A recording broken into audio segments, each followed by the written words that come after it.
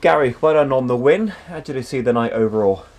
Yeah, look, it was a really, really good win. Without sort of chucking a few cliches at you, we wanted a response from Saturday, and I was very clear, or we were very clear when we talked about that before the game. When we spoke to him in there, and I felt that we got that, and I thought we were excellent because, as I said, I think they're a side that are underrated. I don't think they're given the credit for what they are. They've been a really tough side for us. We played them twice this year, and they've done I said it at the time, they've done a number on us 2 times, and like I said, they don't really concede an awful lot. They don't really give up much territory, and bar sort of, we've scored 2, bar a couple of bobbles on the pitch and some finishing that wasn't quite there. I think we could have won that 3, 4, maybe even 5. I think in the first half alone, you could have scored 3 or 4. Yeah, definitely. Like I said, I thought we were really, really good. As I said, after Saturday, I questioned, we're in a run of games where a decent run of points and our points haul can have the table looking completely different. And if we'd have won Saturday as well, where I felt we had a really good opportunity and maybe passed that up with something I can't describe other than an abject display, we'd be sat sort of 10 points outside the playoffs, which sounds an awful lot, but again with a run of games, and we don't look past that, because as I always say, the most important game is the one that we're playing in, because that's the one that 3 points is in the here and now. But it would have looked a lot different. But yeah, look, I thought we were excellent all over, some really good performances. But like I said, that's a really, really good win. People will probably look at it and see that they're in and all around where we are. But I think they're a really good side who probably don't get the credit they deserve. And you've closed the gap on them by beating them. Another goal for 𝗠𝗁𝗁𝗵, who told us last week he scored more goals this season than all of his previous seasons put together. He's been in a more sort of advanced attacking midfield role this season, almost as a second striker going forward, and he's paying dividends.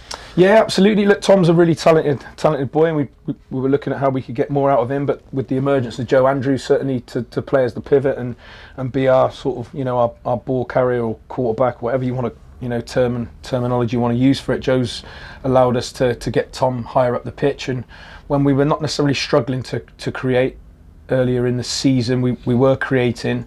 But Tom's given us a threat that we thought he could do.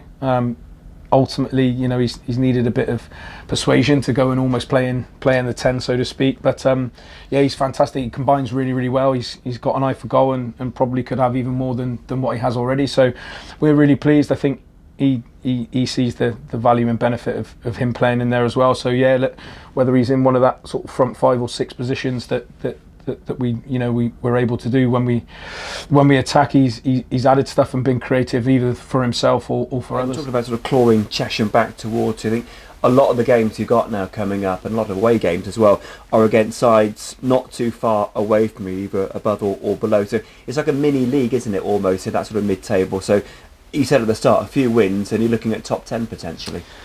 Yeah, so we talked about not necessarily starting the league table again at sort of a week or so ago, but we had 6 fixtures, a run of 6 fixtures, that 4 of those were against teams below us, and 2 were those that were above us but in or around us. And every fixture you look at is either one in this league, because the nature of the league is either a one that you look at and think, well, we've got a good chance of winning that.